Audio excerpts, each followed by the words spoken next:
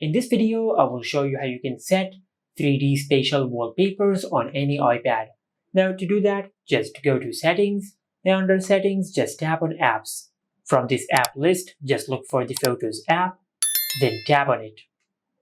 Now under the Photos settings, just scroll down to the bottom of the page. Now over here, you will find the option for control for creating spatial photos.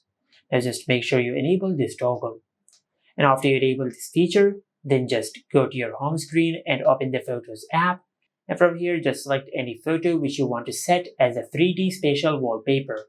For an example, I will select this photo. Now to check if your selected photo supports the 3D spatial wallpaper effect, just look for this icon at the upper right corner on the screen. Now if you tap on this icon, your photo will convert into 3D spatial wallpaper. Just like that. But if the photo you are selecting does not have this icon over here, then this indicates that the selected photo does not support 3D spatial wallpaper.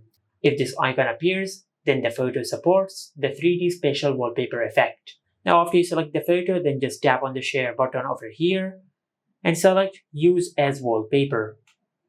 After you do that, you will go to the lock screen of your iPad. Now just make sure you enable this feature at the bottom of the screen. And after you do that, you will create the 3D spatial wallpaper effect on the wallpaper of the photo which you have selected, just like that. And once you're done editing your photo, then just tap on Add and select Set as Wallpaper Pair. Now if you go to the lock screen of your iPad, as you can see, we have successfully set the 3D spatial wallpaper on your iPad. And this is it. Make sure to like, comment, and subscribe. Thank you for watching.